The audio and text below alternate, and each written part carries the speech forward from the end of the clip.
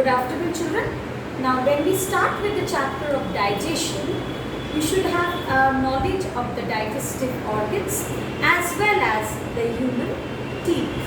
So, here we have a model of the human teeth. If you can see here in this model, you can see the upper jaw and the lower jaw. The upper jaw is called the maxilla and the lower jaw is called the mandible.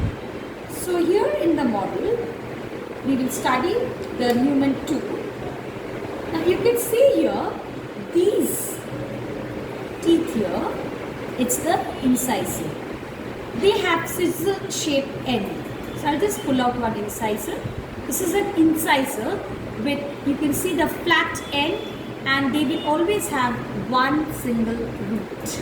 Okay? And these incisors are used for cutting and biting. You can see there are 4 incisors in the lower jaw and another 4 in the upper jaw. Next, the very important tooth of human beings for which we are carnivores is the canine. So after incisor, we move on to the canines.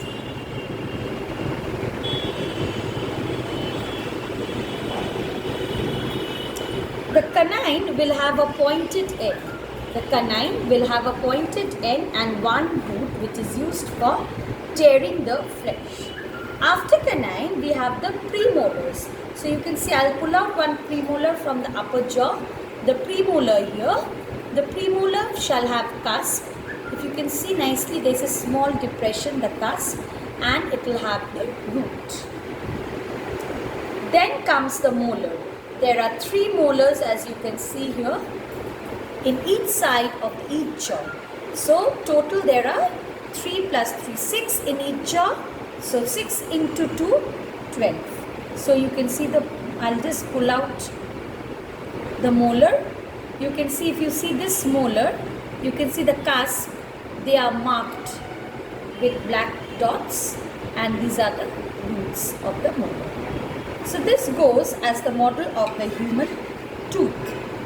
Now, the digestive system. Here we have all the digestive glands and the organs. You can see the mouth, the buccal cavity with salivary glands here. We know there are 3 pairs of salivary gland, the parotid, sublingual and submaxillary gland. Then the food as a bolus moves through the esophagus. This is the food pipe, goes to the stomach. Very important digestive organ. From stomach, after digestion, food moves down and goes to the intestine. It goes to the small intestine. The small intestine here, it has 3 parts. The duodenum, jejunum, and the last part of it is the ileum. The digested food or the semi-digested food from the stomach goes to the duodenum, where the duodenum also receives the bile. So this is the liver. From liver, bile is secreted, which is stored here in this gallbladder. The greenish color structure, bile is greenish in color. And the gallbladder pours the secretion into the duodenum. The pancreas here, you can see it is marked as the orange color. It pours its secretion into the duodenum.